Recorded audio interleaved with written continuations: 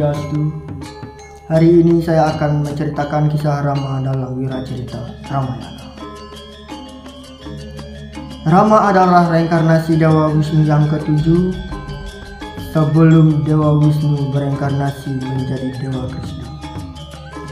Dalam Wiracarita Ramayana diceritakan bahwa sebelum Rama lahir, seseorang raja raksasa yang bernama Rahwana telah meneror Triloka, yaitu 3 dunia, sehingga membuat para dewa merasa resah dan cemas. Atas hal tersebut, Dewi Bumi menghadap Dewa Brahma agar dia bersedia menyelamatkan alam beserta isinya. Para dewa juga mengeluh kepada Dewa Brahma yang telah memberikan anugerah kepada Rahwana, sehingga raksasa tersebut menjadi takabur. Setelah para dewa bersedih, mereka memohon agar Wisnu bersedia menjelma kembali ke dunia untuk menegakkan dharma serta menyelamatkan orang-orang yang saleh. Dewa Wisnu menyatakan bahwa ia bersedia melakukannya. Ia berjanji akan turun ke dunia sebagai Rama, putra Raja Desarata dari Ayodhya. Dalam penjelmaannya ke dunia, Wisnu ditemani oleh naga sesa yang akan mengambil peran sebagai Laksmana serta Laksmi yang akan mengambil peran sebagai Sinta. Ayah Rama adalah Raja Desarata dari Ayodhya, sedangkan ibunya adalah Kausalya. Dalam Ramayana diceritakan bahwa Raja Desarata yang merindukan putera mengadakan upacara bagi para dewa. Upacara yang disebut Putra Kamayanya. Upacaranya diterima oleh para dewa dan utusan mereka memberikan sebuah air suci agar diminum oleh setiap permaisurinya. Atas anugerah tersebut, ketiga permaisuri Raja Desarata melahirkan putra. Yang tertua adalah Rama, lahir dari Kausalya. Yang kedua adalah Brata, yang lahir dari Keikei, dan yang terakhir adalah Laksmana dan Satrugna, yang lahir dari Sumitra. Keempat pangeran tersebut tumbuh menjadi putra yang gagah dan terampil memainkan senjata di bawah bimbingan Resi Wasista. Suatu hari, Wiswamitra mendengar adanya sebuah sayembara di Mithila demi merebutkan Dewi Sinta. Ia mengajak Rama dan Laksmana untuk mengikuti sayembara tersebut. Mereka menyanggupinya. Setibanya di sana, Rama melihat bahwa tidak ada seorang pun yang mampu memenuhi persyaratan untuk menikahi Sinta, yaitu mengangkat serta membengkokkan busur Siwa. Namun saat Rama tampil ke muka, ia tidak hanya mampu mengangkat serta membengkokkan busur Siwa, tetapi juga mematahkannya menjadi 3. Saat busur itu dipatahkan, suaranya besar dan menggelegar seperti gunung. Melihat kemampuan istimewanya tersebut, ayah Sinta, yaitu Raja Janaka, memutuskan agar Rama menjadi menantunya. Sinta pun senang mendapatkan suami seperti Rama. Kemudian utusan dikirim ke Ayodhya untuk memberitahu kabar baik tersebut. Raja Desarata girang mendengar putranya sudah mendapatkan istri di Mithila. Kemudian ia segera berangkat ke sana. Setelah menyaksikan upacara pernikahan Rama dan Sinta, Wiswamitra memohon pamit untuk melanjutkan tapa di Gunung Himalaya. Sementara Desarata pulang ke Ayodhya diikuti oleh Resi Wasistha serta pengiring-pengiringnya. Di tengah jalan mereka berjumpa dengan Resi Parasurama, yaitu Brahmana Sakti yang diikuti para kesatria. Parasurama memegang sebuah busur di bahunya yang konon merupakan busur Wisnu. Ia sudah mendengar kabar bahwa Rama telah mematahkan busur Siwa. Rama menerima tantangan tersebut dan membengkokkan busur Wisnu dengan mudahnya. Melihat busur itu dibengkokkan dengan mudah, seketika raut wajah Parasurama menjadi lemah lembut. Rama berkata, panah Waisnawa ini harus mendapatkan mangsa. Apakah panah ini harus menghancurkan kekuatan Tuan atau hasil tapa Tuan? Parasurama menjawab, agar panah itu menghancurkan hasil tapanya, karena ia hendak merintis hasil tapanya dari awal kembali. Setelah itu Parasurama memohon pamit dan pergi ke Gunung Mahendra. Rama diusir ke hutan. Desarata yang sudah tua ingin mengangkat Rama sebagai raja. Dengan segera ia melakukan persiapan untuk upacara penobatan Rama. Sementara Brata menginap di rumah pamannya yang jauh dari Ayodhya. Mendengar Rama akan dinobatkan sebagai raja, mantra menghasut Keikei agar menobatkan Brata sebagai raja.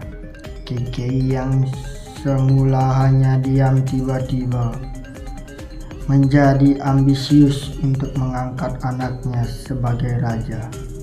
Kemudian ia meminta agar Desarata menobatkan Brata sebagai raja.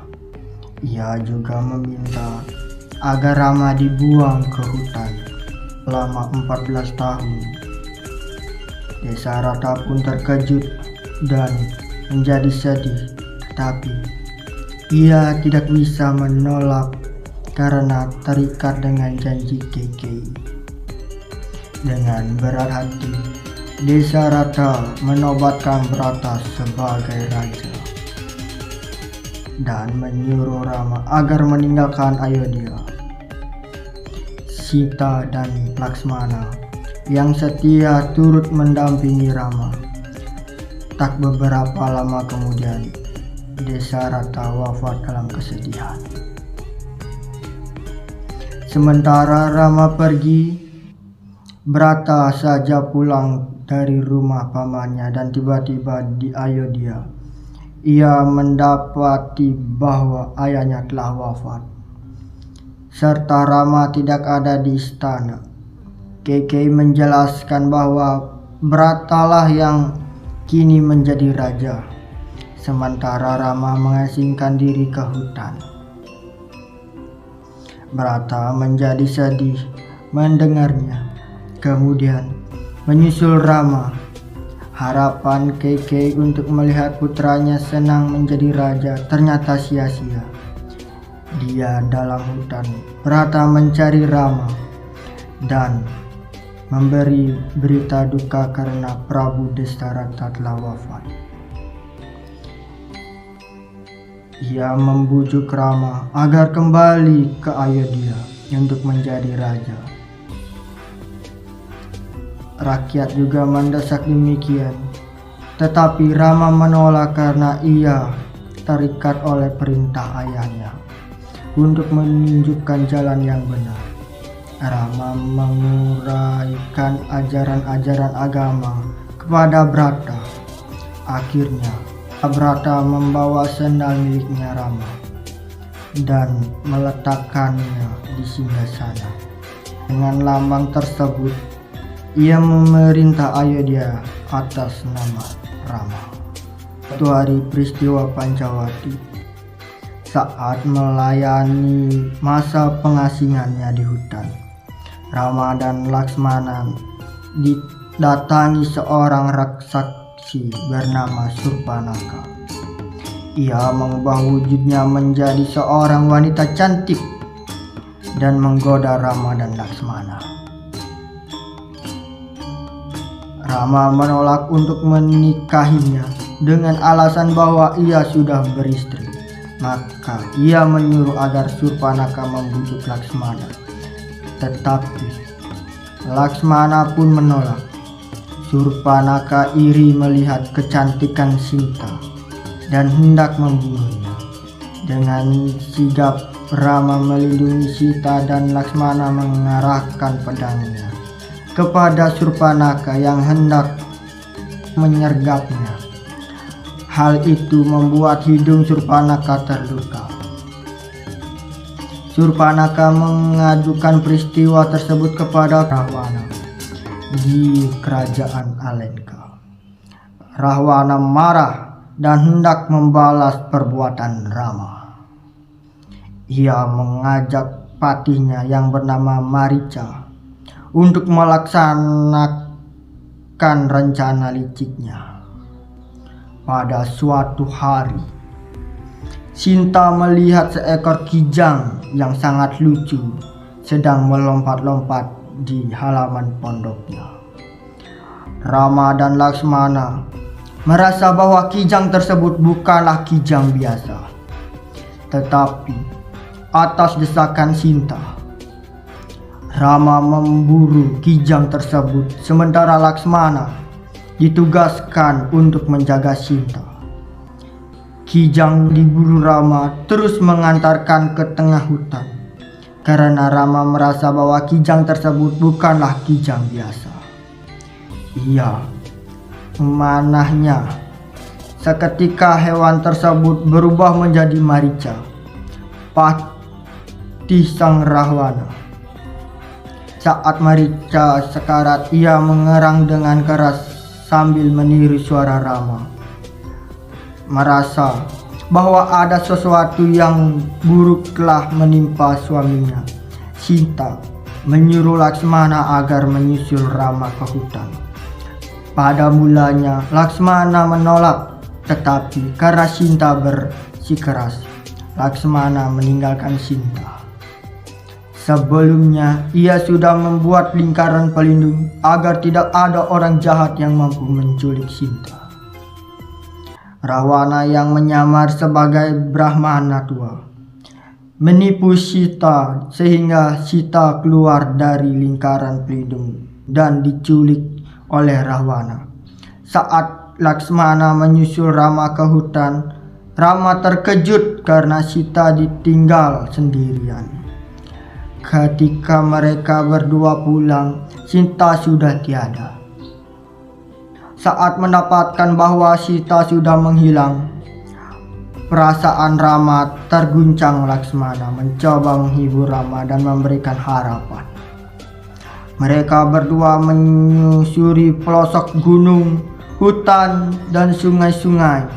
Akhirnya mereka menemukan darah tercecer dan pecahan-pecahan kereta, seolah-olah pertempuran telah terjadi. Rama berpikir bahwa itu adalah pertempuran raksasa yang merebutkan Sinta. Tetapi tidak lama kemudian mereka menemukan seekor burung tua sedang sekarat. Burung tersebut bernama Jatai, sahabat Raja Desarata. Rama mengenal burung tersebut dengan baik. Dari perjalanan dan dari penjelasan Jatai, Rama tahu bahwa Sinta diculik oleh Rahwana. Setelah memberitahu Rama, Jatayu mengembuskan nafas terakhirnya. Sesuai aturan agama, Rama mengadakan upacara pembakaran jenazah yang layak bagi Jatayu. Dalam perjalanannya menyelamatkan Sinta, Rama dan Laksmana bertemu raksasa aneh yang bertangan panjang. Atas instruksi Rama, mereka berdua memotong tangan raksasa tersebut dan tubuhnya dibakar sesuai upacara. Setelah dibakar, raksasa tersebut berubah wujud menjadi seorang dewa bernama Kebanda.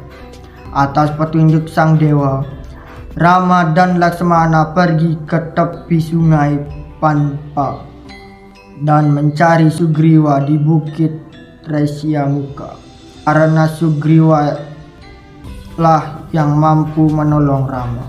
Dalam perjalanannya, mereka beristirahat di asrama Sabari, seorang wanita tua yang dengan setia menantikan kedatangan mereka berdua.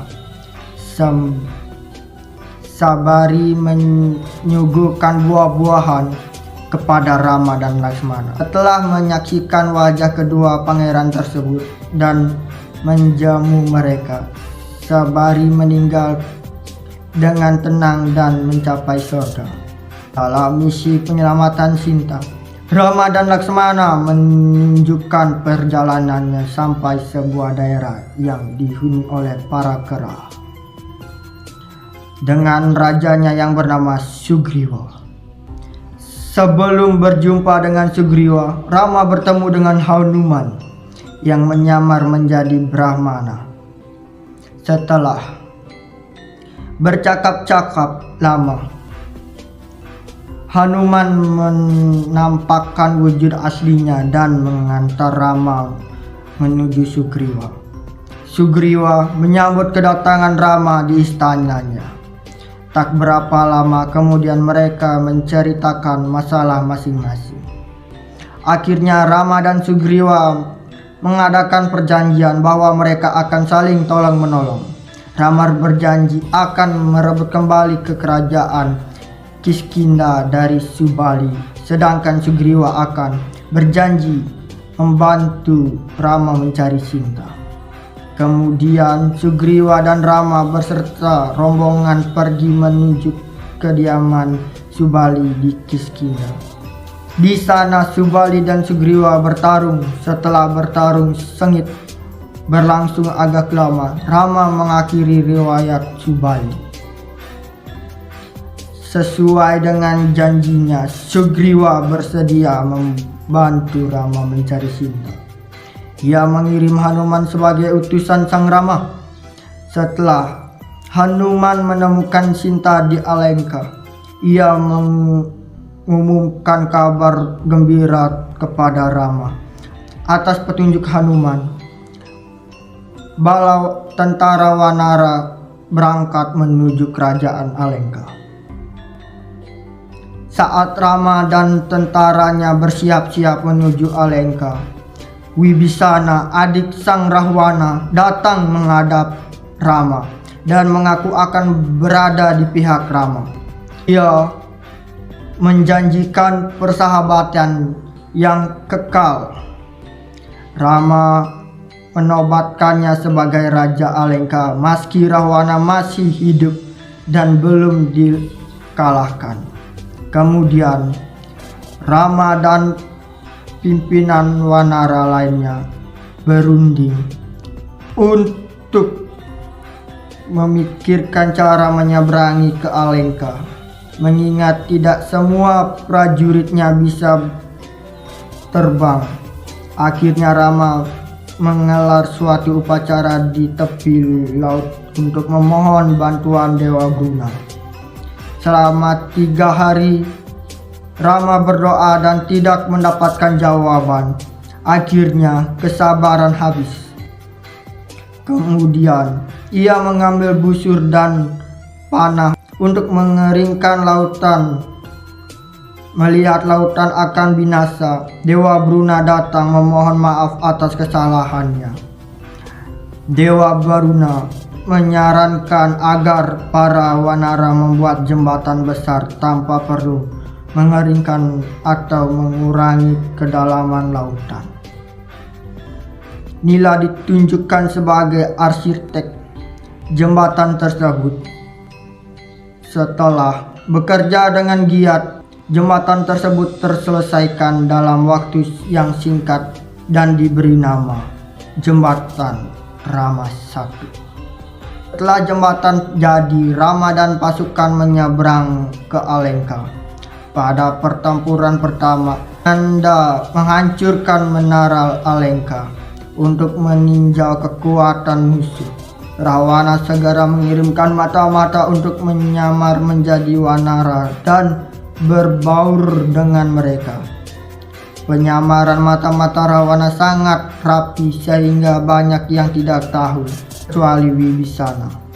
Kemudian Wibisana menangkap mata-mata tersebut dan membawa ke hadapan Rama.